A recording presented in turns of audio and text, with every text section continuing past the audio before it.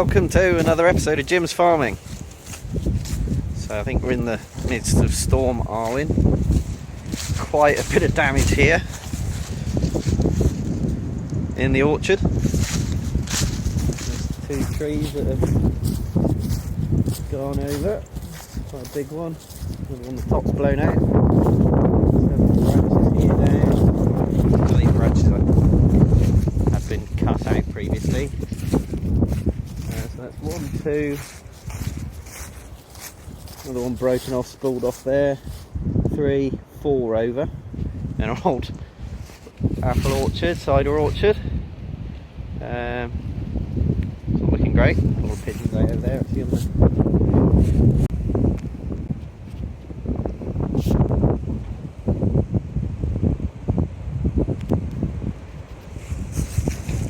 yeah, it's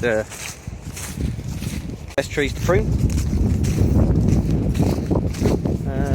Not only that, got a bit of tin peeling up on the roof.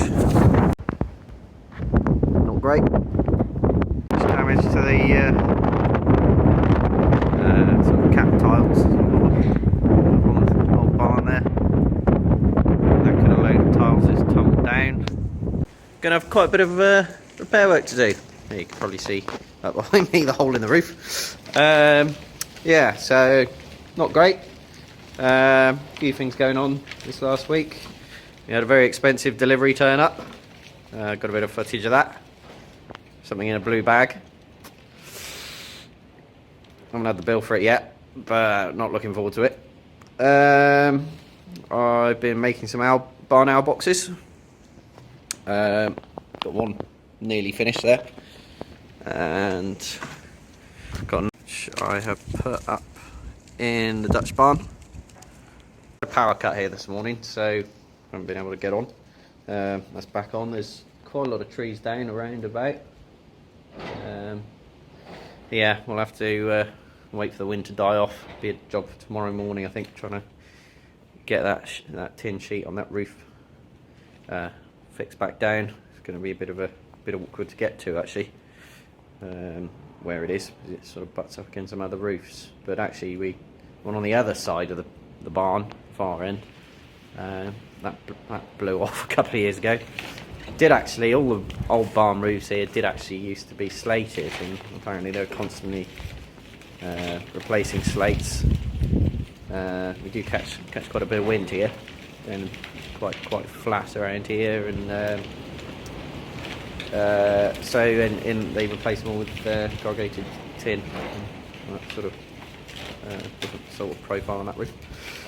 Yeah, so yeah, there'll be plenty of wood to cut up and plenty of jobs to do in the next couple of weeks after that. But yeah, so I'm going to get back to this. Fix the roof, make a little lid, cut an access hole, and put a little platform on. Like you might have been able to see. Where is it? There it is. Little platform. Ooh, for the little baby owls to go and have a play on. Yeah, we've got quite a few barn owls about here. If I can find it, throw it up. I got quite a good picture of one sitting in a hedge, and saw quite a few when I was out working ground quite late on. Nearly got a great.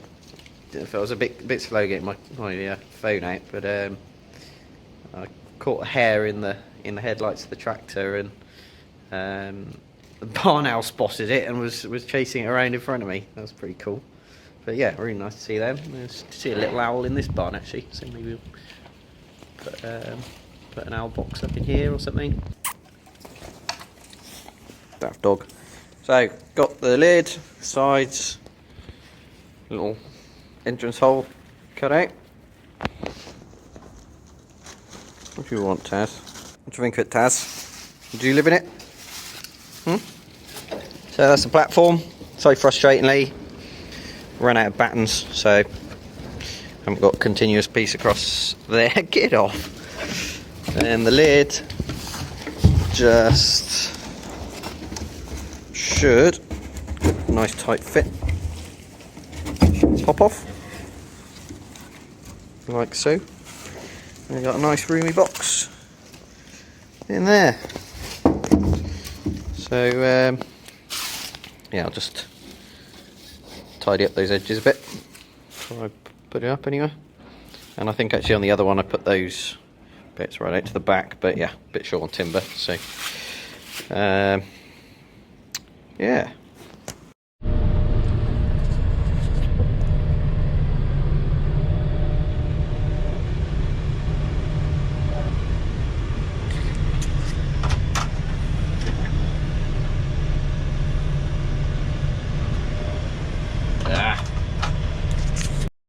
Well, that didn't quite go to plan.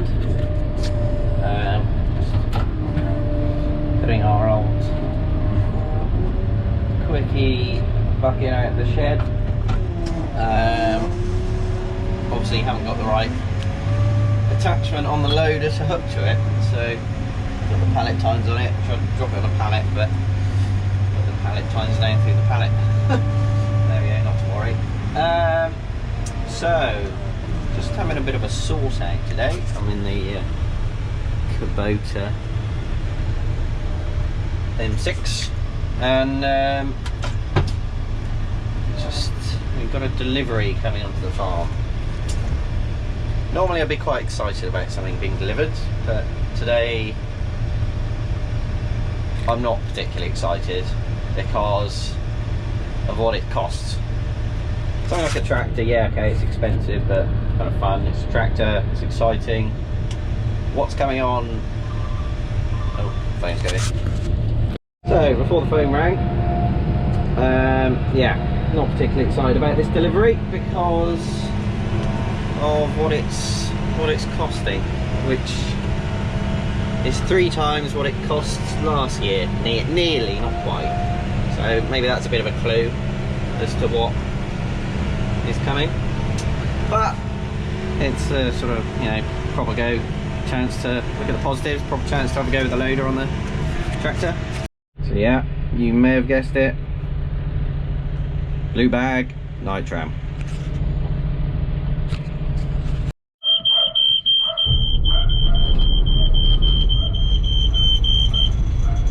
Starts on the button every time.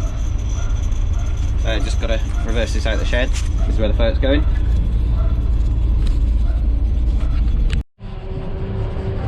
So combine's out, and now to go and put the fert in before somebody sees it on the side of the road and nicks it. So this is probably quite a good opportunity to talk a bit about the what I like about the Kubota. So upbeat, got it in auto at the moment. So it's running me up through the gears, going around the yard. Gotta say, I'm still quite impressed with it. Definitely, I think it is a bigger tractor than the John Deere we had, but didn't have much trouble reaching the sort of, they stack the bags of fert in the wagons in 3 rows, and always used to be a bit of a stretch to get to the back row with the John Deere, but with this, no trouble. So it is a bigger tractor, and I guess perhaps the dimensions of the loader are a bit different, so that wasn't a problem. Yeah, that beeping is quite annoying. So what do I like about the cab and the tractor? I think, actually it's pretty solid in here. We now probably haven't really had a chance to see it before, but we've got the joystick in, which I think is maybe an MX joystick. It's got a bunch of buttons, but all we've got extra is it's a sort of third function for the toe tip on the grain bucket. But yeah, that's nice. Your hand fits in it very nicely. You can see here. So that's good, and it was pretty nice. That's probably the most I've used it, really, is unloading that lorry. So yeah, that's good. Would be probably quite nice if it had a full reverse shuttle on it. I don't know if that'd be a bit of a sort of a bit dangerous perhaps operation, but we had a forward reverse shuttle. There's a bunch of buttons on the back, but I haven't really explored what they do, to be honest. But yeah, that would be ideal. You'd just be otherwise I'm just flicking forwards backwards with this. Got the express restart, which we might have spoken about before. That's pretty good. I do like that, and something like this, it's really handy. I just stick my foot on the brake, we stop, foot off the brake, and off we go again. So I think that's a pretty neat feature, and I think actually it's something that's starting to appear in quite a few tractors of various different manufacturers. Everything's just kind of nicely within reach. Like the shuttle light itself, pretty good. You can just flick it into neutral like that if you want, or forwards, or it's quite nicely designed. See, like, not so easy to use the forward reverse shuttle on there if you're using the joystick. So yeah, it's more of a left-hand shuttle job, which is what I was saying. It'd be nice if you know something integrated onto there. Kubota actually, when we had the loader fitted, the dealership got in touch with me, and we now have, as a trial, telematics on the tractor. So it's kind of, there's a little dongle thing on the top there, I guess it's a little modem with a SIM card in, and a little GPS receiver to show you where the tractor is. So yeah, that's kind of interesting. So I can go online and view various sort of conditions that the tractor are working on, and it also sends error codes out. So I think it's a bit of a trial because it's a new series for them to kind of see what's going on, if there are any problems cropping up. So yeah, things I don't really like, that beeping, it's quite annoying. Also not a big fan of the indicator stick. You might be able to see, it's a bit dark in here. It's kind of, you know, it automatically cancels, to be fair, but we've also on here got the lights, but to dip the lights you have to rotate it.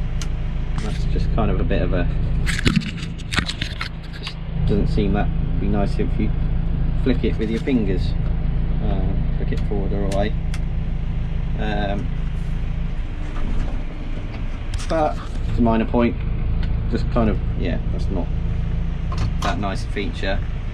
And like when we're talking about little things like that, the windscreen wipers, it's just a bit of a stretch over there, the rear wiper I think, and yeah, front wiper there, and it's, yeah, it's a fair old reach across, so that it's just not in a particularly good place. The other unusual thing is the horn, which is in the centre of the steering wheel, which I don't think I've ever seen before on a tractor. But yeah, whilst I say that about the lights, all the lights pretty good. LEDs, the work lights are very good. I think I prefer the engine noise to the old John Deere. It's just kind of just like goes along. I'm just driving around the yard, ticking over. It's, yeah, it's quite nice. Not too noisy. It just ticks along.